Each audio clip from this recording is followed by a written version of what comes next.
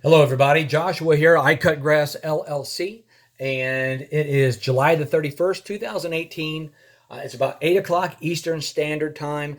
Today, I want to create a video on identifying customers that could potentially be bad for you and how to handle those customers to save yourself some potential grief. But before I go further, and I'm going to use an example of something that happened to me very recently to help you avoid what I've done to myself, essentially. But before I get further in this, I want to ask if you would please subscribe to this page. And if you have a friend that is thinking about starting a lawn care business or is new to the industry, please recommend this page to them. It is my hope and sincere desire and intention that you are able to learn from my experience. And that's from my positive experience and that's from my mistakes. And today is basically going to be about a mistake. Even though I'm technically right, how I handled the situation is wrong. And this is important. So I don't know about you, but when I get a phone call or an email from someone who wants to talk to me about hiring me to take care of their lawn, I get excited. Now, I've been in business for 11 years and we do a lot of work, but I still get excited. In fact, sometimes I get so excited that I have a tendency to overlook red flags. And I'm going to give you an example recently that I went through and the problems that come up because I didn't listen to my gut.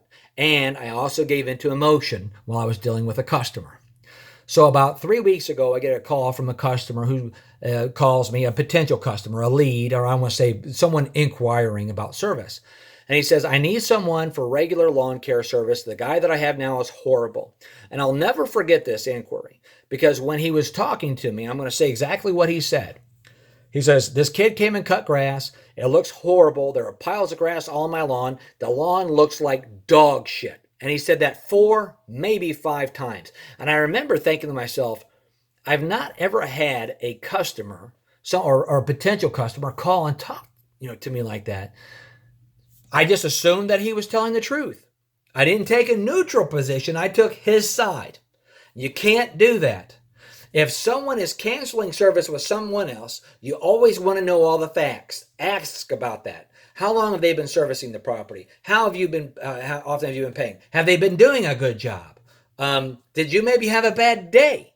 And is it a fair, accurate representation for you to say? And then if it does look like dog crap, send me some pictures of the complaint so I can see if I can do better, right? But I get so excited and motivated for that new customer that I oftentimes will overlook this. This is a flaw that has plagued me my entire time in business. And I'm now finally at the point that I'm ready to take this problem head on and eradicate it so I don't deal with this anymore. And I work on myself as a business professional in conflict resolution when customers call and complain, because you will get complaints from customers who are flat out wrong. But the goal isn't necessarily to show them that they are wrong. The goal is to try to come to a resolution where both parties win. Now, that's not always possible. And it doesn't mean that if you didn't do anything wrong that they are right, but you got to be able to look at the long-term picture. If I give in to the customer on this particular issue, okay, and I do whatever they ask, and then I end the relationship, is that going to cause me more or less stress than if I challenge them and I win the argument and then I piss them off and they go online and they write a bunch of negative reviews, which is what I did, and now I'm dealing with the consequences of it. So he asks if we can do the work. I quote him after he tells me how bad his lawn looks and that it looks like dog shit. And I tell him I'll be out on this day. It was the next day, Tuesday or Wednesday. He says, what time are you coming? I said, sir, I can't tell you because we create a map in the morning and we drive from A to Z in the most straight line possible. And there are oftentimes traffic issues, maybe accidents, maybe weather issues. We might need to stop for gasoline, a bathroom break. And there are little variables that can push us off. So I don't give times. I just give dates. He says, okay. So the next day he calls and he asks, what time will your guy be here? And I said, I don't know again, but it looks like it'll be early afternoon. Okay, fine. So my guy gets there, mows the grass. First of all, it didn't look that bad. It did have some clumps, and his guy's lawn was not outstanding, which is mind-boggling to think the state of the mind that some of these people out there have. Okay, because this guy's lawn is filled with weeds, and I'll get into that here in a second. So while my guy is cutting his grass, he messages me, "Oh my God, this guy is amazing."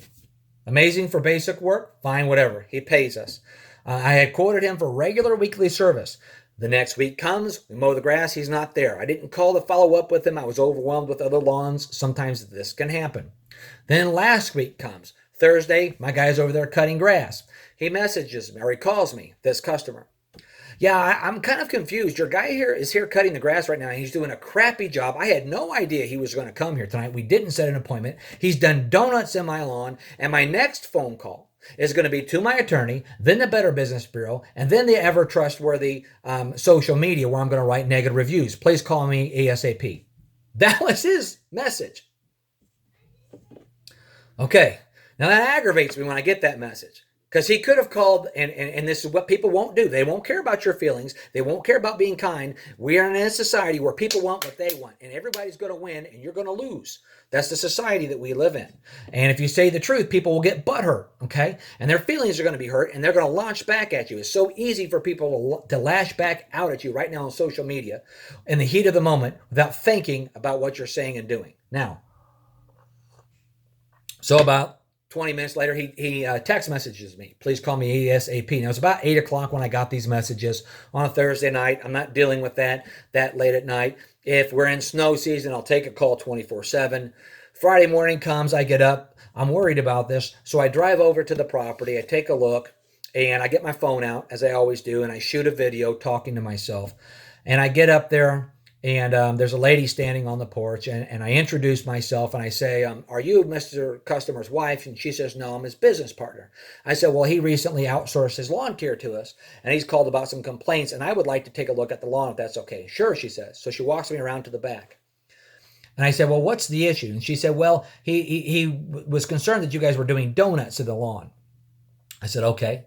I said, ma'am, I'm not trying to be coy or disrespectful. I said, we're both standing here looking in the lawn. There are no donuts anywhere. There's no lawn damage anywhere. I said, I'm not trying to be mean. And I start laughing. I said, I'm not trying to be mean. I said, but I can't believe that I'm getting a call about this, and I'm looking at the lawn, and there's nothing wrong with it. It was cut clean. It was trimmed right. Nothing was damaged. She says, well, I didn't look at it last night. It was dark. Okay, fine, whatever. I said, well, if you don't mind, I'm going to walk the perimeter of the lawn, talk to myself some more. I'm not crazy. This is how I take notes. And she laughs and says, listen, I deal with complaints all the time. I'm in the construction management industry, so I understand. I said, okay, and that was it. I walked the property, talked to the computer or the phone. The grass is cut fine. There's no clippings. There's no donuts, nothing. He's got dry spots all throughout the lawn. I'm guessing that was from where the grass clumps were. There are weeds galore. Crabgrass, dandelion, different types of annual grasses throughout the lawn. I get out and I'm videoing all of this. I get out to the front yard, same thing, crabgrass everywhere. To the right of the driveway, at the top of the driveway, is an impression where someone over the course of the past has been driving through that instead of hitting the driveway. Okay, fine. He had indicated on his voicemail that, which I failed to mention a minute ago, that his lawn has been on treatments for 2 years. And that's the kind of thing that aggravated me really bad, because I could tell that he was lying. Now, he might have meant to say that he's been treating the lawn himself, but what he was doing in his voicemail is he was trying to build a case against me. And if you notice in the voicemail, he went from 0 to 100 like that, threatening me. So I take the information back, give myself a little bit of time to process everything. I call him from my desk, and I say, Mr. Customer, he's not there. I leave a voicemail. Mr. Customer, I looked at your lawn today, and I want to talk to you about your lawn, but I want to talk with you at a time where I can dedicate my full attention to you. Please text me a good time to call you back, and don't call me from this line because I'm calling you from my fax line. Call me on my cell phone that you have, and I will make sure to make time that I'm available at that time to call you. So an hour goes by. He calls me. I missed the call. I return the phone call again. He doesn't answer. I get the voicemail. Mr. Customer, this is Joshua again following up with you. Just want to repeat what I had asked earlier via voicemail. If you will please let me know a window of time when you can talk, I will be at my desk when I can call you. Now it's about 2 o'clock at this time. And I say, I'm going to be in my office today until 5. So if it's not before 5, it'll be next week. He texts me back 6 to 7. And I video recorded both of these conversations. Okay. Weekend comes and goes. Monday, I didn't get to him. I was going to call him back Tuesday evening. We get Tuesday afternoon.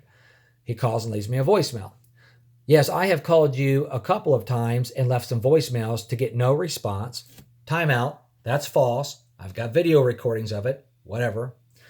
And if you don't call me back, my next call is going to be to the Attorney General's office. And then he names a few other institutes and organizations aside those that he had mentioned the week prior. So now I'm fed up. I'm fed up because we have a guy that is trying to play the system. I don't know if he's mentally challenged. His voicemail says he does something with children with cancer research or whatever. So he seems like he's all right. But when I'm putting together the information here based off of the first time I talked with him when he was talking about his lawn looking like dog shit, how he said we were awesome, then just calls and is going on and on and on about how horrible things are. Excuse me. So I call him back and I say, "Hey, Mr. Customer, this is Joshua. It seems like we got to talk about your lawn." "Oh, yeah, we do. We got some problems." I said, "Okay." I said, "Tell me what your problems are." I said, "Because I went by and I looked at your property and I video recorded everything and there are no impressions in your lawn. There's no damage anywhere. And you made mention that your lawn has been treated for 2 years and there's more weeds than there is turf." And I said, "Let me tell you something." I said, "You don't call somebody and issue a complaint and not give them an opportunity to address it." I said, "You were passive aggressive and saying you're going to threaten to call all these institutions, which doesn't matter to me because we haven't done anything. And they're going to ask you how did the experience go? And you're going to say you initially called and threatened somebody." And his voice is getting up and that, going on. "Well, we're going to start this conversation over." I said, "No, we're not." I said, "We're not going to start over." So he starts piping off at the mouth and I'm piping off at the mouth and he pisses me off. Now, had I called and said, "Mr. Customer, I know that you called with some complaints. I came by and I looked at it. I took a video recording. I don't see any issues. So we're done here. We're not going to continue with you. You do whatever you want to. If you want to call the Better Business Bureau, do whatever you want. Go ahead and do so. Have a nice day." That's what I should have done. Had I done that, he probably still would have complained, but I could say that I took the high route. And that's something that I'm going to be really hard on myself for the rest of this year, is practicing conflict resolution, conflict management. The ultimate goal isn't to prove that you are right. It is to come to a resolution that will give you the least amount of problems moving forward. And hopefully no problems at all, but a situation where you both win. Doesn't mean that the customer is right with their complaint. But let's look at it this way. If it was just going to cost me $40 to get rid of that dude, shouldn't I have just said, "Okay, you don't have to pay us for the lawn mowing. We're done."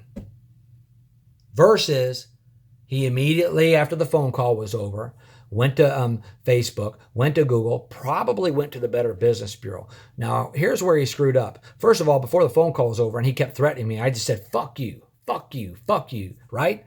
Is that professional? No.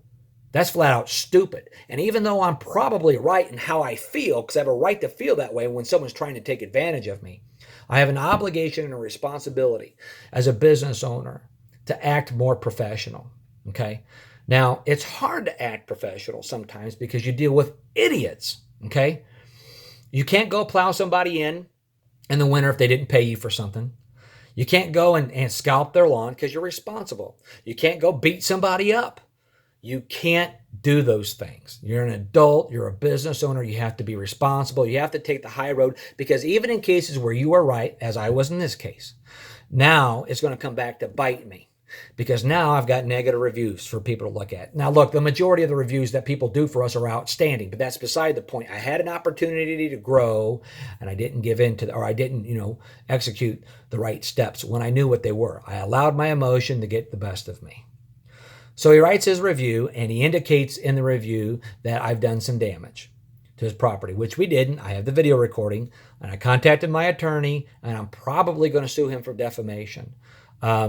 But what I'll do is I'll give him an opportunity to simply eliminate the reviews and move on and drop the case. And if he does that, I'll be done. And if not, then I'll probably sue him for defamation. It's okay to write a review about people, folks, but you can't write falsehoods, okay? You just can't do it. And people will do that because they think that they can get by with stuff.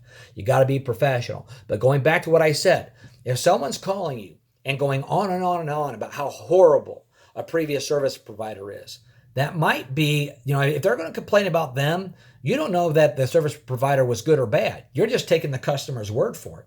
Do you want to call? Something that would be a good idea would be to call, "Hey, who was cutting that grass?"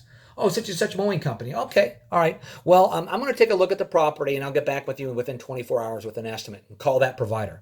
Hey, I hope you don't mind the call, man. This is just, Mr. Lawn Guy over here, and I got a call, and these people are telling me that, you did a really bad job, and I'm not saying that you did or not, but would you mind telling me, are these people okay on the head here?